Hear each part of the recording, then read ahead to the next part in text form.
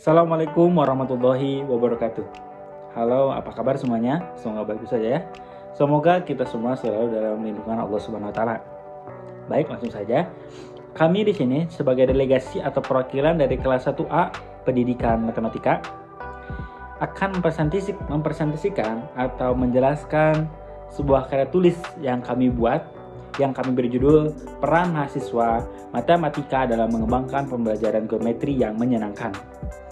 Karya tulis ini kami buat untuk mengikuti ajang Lomba Prima 2022 Prodi Pendidikan Matematika dalam cabang Lomba Karya Tulis Mahasiswa.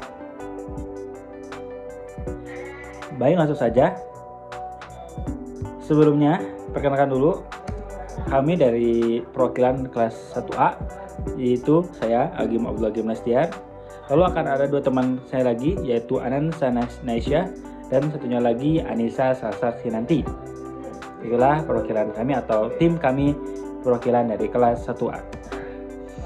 Sebelum kita menyangkut ke materi, ada latar belakang yang membuat kami ingin membahasnya, yaitu latar belakangnya itu seorang pengajar, bahwa seorang pengajar itu memegang peran penting dalam pembelajaran geometri.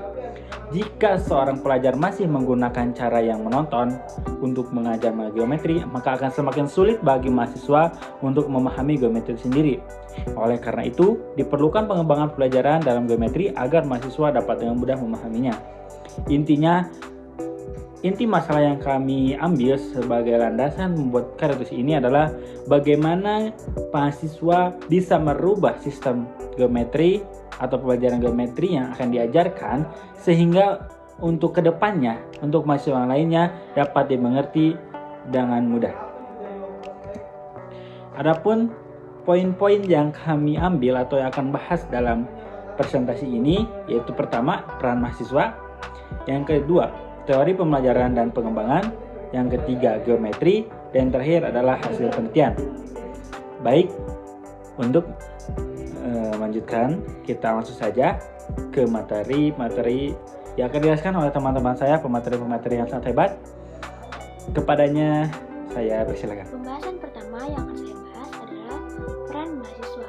Tentunya peran mahasiswa adalah sebagai generasi penerus bangsa. Oleh karena itu, mahasiswa dituntut untuk memiliki akhlak yang mulia dan keterampilan untuk menjadi calon pemimpin bangsa. Nah, mahasiswa juga adalah aset atau cadangan bangsa untuk melanjutkan bangsa di masa depan. Adapun peran mahasiswa dibagi menjadi dua bagian. Yang pertama, peran mahasiswa di lingkungan kampus ataupun universitas, yaitu mengembangkan atau menerapkan semua pembelajaran yang sudah dipelajari oleh mahasiswa pada lingkungan kampus. Yang kedua adalah pengabdian kepada masyarakat.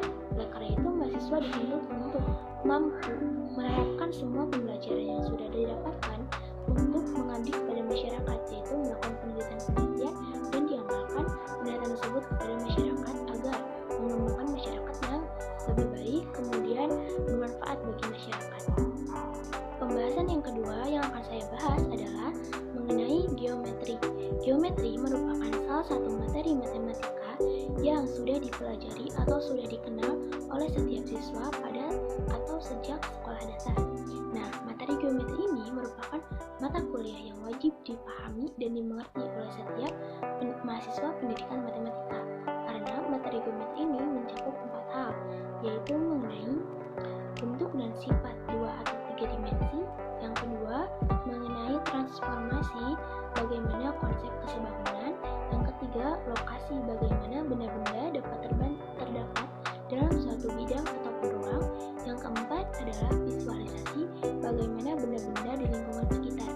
Nah, mata kuliah geometri ini menjadi fokus penelitian pada karya tulis ilmiah kami, karena materi geometri ini merupakan suatu mata kuliah yang harus dipahami dan dimengerti oleh setiap mahasiswa pendidikan matematika. Oleh karena itu, pembelajaran mata kuliah geometri harus menyenangkan agar dapat mempermudah mahasiswa dalam memahami mata kuliah geometri. Oleh karena itu, kami mengambil atau memfokuskan karya tulis ilmiah kami untuk membahas metode pembelajaran apa yang dapat mempermudah mahasiswa dalam memahami mata kuliah geometri. Mungkin sekian pembahasan dari saya. Mohon maaf bila banyak kesalahan. Dilanjutkan oleh rekan saya. Baik, sebelumnya perkenalkan perkenalkan, nama saya Andrea Nanti. Di sini saya akan memaparkan hasil penelitian yang telah kami lakukan. Dalam penelitian kali ini kita menggunakan metode penelitian gabungan campuran, di mana kita menggabungkan dua metode penelitian, yaitu metode penelitian kualitatif dan kuantitatif. Metode kuantitatif yang kita lakukan ini kita menggunakan Google Form sebagai bahan kuesioner untuk mendapatkan data-data dari narasumber, di mana di sini kita mengambil atau memberikan 7 pertanyaan kepada narasumber dengan 5 pertanyaan pilihan ganda dan 2 pertanyaan esai, di mana esai ini kita meminta pendapat dari narasumber itu sendiri. Lalu yang kualitatifnya kita memakai atau melakukan penelusuran pustaka, di mana kita mencari jurnal yang relevan dengan KTI kita gitu. Di sini kita mencari jurnal yang bisa menambahkan data-data yang kita dapatkan dari narasumber. Baik, kita lanjut saja kepada pertanyaan pertama, yaitu apakah Anda menyukai dan memahami mata kuliah geometri? Nah, jawabannya bisa dilihat dari diagram. Ternyata masih banyak mahasiswa yang tidak menyukai bahkan memahami geometri gitu ya. Ternyata 58% mahasiswa itu tidak menyukai geometri dan 42% menyukai. Walaupun beda tipis, tapi di sini kita bisa melihat bahwa ternyata belum seluruhnya mahasiswa pendidikan matematika ini menyukai geometri gitu. Padahal geometri adalah mata kuliah penting gitu bagi mahasiswa. Lalu kita lanjut ke pertanyaan kedua, yaitu apakah kalian lebih menyukai metode praktik dibandingkan metode ceramah? Ternyata sangat mengejutkan, seluruh narasumber yang kita tanya ternyata semuanya menyukai metode praktikum. Mungkin apakah mereka lebih mengerti dengan ini, kita tidak tahu. Nah, lanjut ke pertanyaan ketiga, yaitu apakah metode praktikum mempermudah kalian dalam memahami geometri? Sayang sekali tidak semuanya menjawab iya. Masih ada orang-orang atau narasumber pendidikan matematika ini belum bisa paham dengan geometri, bahkan mereka telah melakukan praktikum. Nah, jadi kita tidak bisa menyimpulkan kalau mereka menyukai praktikum, mereka memahami geometri gitu. Faktanya masih ada mahasiswa yang menyukai praktikum tapi masih belum paham dengan geometri sendiri gitu. Lanjut ke pertanyaan keempat, yaitu apakah kalian sering melakukan diskusi dengan teman kalian mengenai mata kuliah geometri? Masih belum sepenuhnya mereka sering melakukan diskusi gitu. Faktanya masih ada mahasiswa yang tidak melakukan diskusi, walaupun itu sedikit ya persentasinya, masih lebih banyak kan mahasiswa yang sering melakukan diskusi gitu. Jadi di sini ada peningkatan nih, mahasiswa ternyata senang gitu sering melakukan diskusi. Lalu ke pertanyaan kelima, pertanyaan terakhir dari pilihan ganda ini adalah apakah latihan banyak soal membuat kalian memahami geometri? Nah, ternyata masih ada aja nih narasumber yang tidak setuju nih bahwa latihan sebanyak soal tuh nggak membantu saya memahami geometri. Nyatanya latihan banyak soal pun saya masih belum bisa paham dengan geometri gitu. Tapi alhamdulillahnya persentase mahasiswa yang paham dengan geometri dengan melalui latihan banyak soal tuh lebih banyak daripada yang tidak memahaminya. Tuh.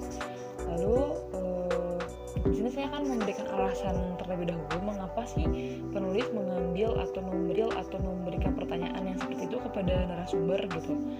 Alasannya simpel sebenarnya, karena faktanya mahasiswa pendidikan matematika tuh harus suka dan memahami dulu materi geometri agar pada akhirnya mereka bisa mengembangkan metode pembelajaran yang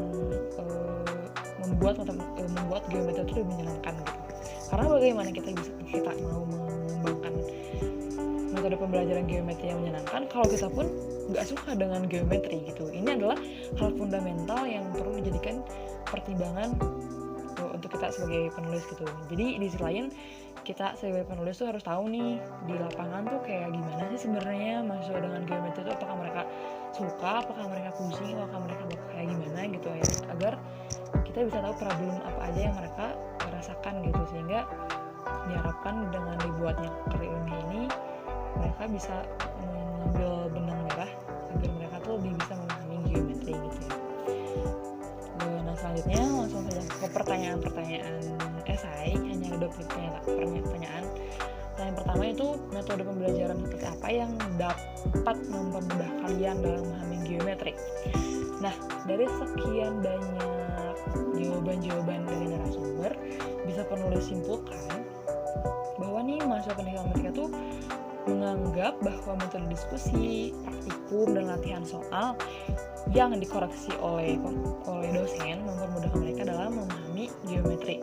Di sini ada hal yang menarik yang perlu digarisbawahi, yaitu latihan soal yang kemudian dikoreksi oleh dosen.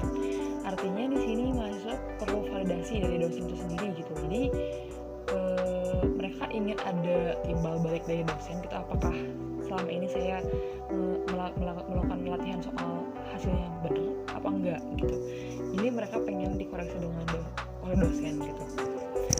Lalu yang pertanyaan kedua adalah berikan saran metode seperti apa sih yang seharusnya diadakan dalam geometri gitu agar pembelajaran itu lebih menyenangkan gitu.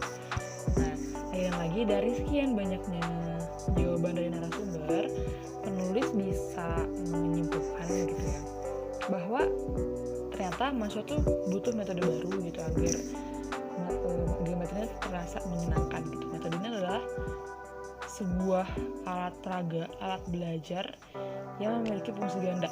Fungsi ganda itu adalah fungsinya boleh dipakai belajar dan praktikum, keduanya bisa dipakai bermain juga gitu. Jadi di mana mahasiswa itu bisa mengajarkan suasana. Jadi tidak hanya belajar, namun si alat itu pun bisa dipakai untuk bermain gitu ya. Jadi agar bisa mengajarkan suasana, tidak hanya belajar saja. Jadi suasana pelajarannya itu tidak kaku gitu ya. Lalu selain ada alat peraga yang bisa memiliki fungsi ganda itu, ternyata mereka pun ingin nih mengharapkan bahwa dosen tuh dapat menyertai mahasiswa dalam mengerjakan soal dengan menjelaskan kembali dan letak kesalahan mereka tuh di mana sih. Jadi bukan hanya memberikan soal lalu ya sudah kita dituntut mandiri, tapi ternyata mahasiswa tuh pengen ketika mereka sudah mengerjakan soal dikoreksi nih bareng dosen, dan dosen ngasih tahu nih letak kesalahan kamu tuh di sini sehingga mahasiswa tuh tahu, nggak bingung kita tuh salahnya di mana gitu. Baik, itu adalah pemaparan materi dari hasil penelitian yang peneliti telah lakukan. Selanjutnya ada kesimpulan yang akan dilanjutkan oleh teman saya. Baiklah, kembali lagi kepada saya. Dan tadi itulah pemateri hebat kita yang sudah menjelaskan maksud dari karya tulis yang kami buat. Kesimpulannya, berdasarkan hasil penelitian dapat ditulis atau dapat kita simpulkan bahwa pembelajaran geometri yang menyenangkan dapat membantu siswa dalam memahami geometri. Contoh pembelajaran geometri yang disarankan oleh mahasiswa pendidikan matematika adalah metode praktikum, metode latihan soal, dengan dibantu penjelasan kembali letak kesalahannya oleh dosen mata kuliah, dan metode diskusi. Itulah sedikit kesimpulan yang inti apa yang dapat kita ambil dari hasil penelitian kami tentang materi yang kami bawakan. Baik, terima kasih kepada semuanya yang sudah mau menonton atau sudah mau menyaksikan. Semoga bermanfaat dan semoga dapat bermanfaat bagi kita semua, terutama bagi kalangan mahasiswa. Mohon maaf bila dalam penyajian atau presentasi kami kurang memukau atau kurang memuaskan. Namun intinya semoga bermanfaat bagi kita semua. Bila itu wilayah, waridulwani ayah. Wassalamualaikum warahmatullahi wabarakatuh. Jangan lupa di subscribe dan like.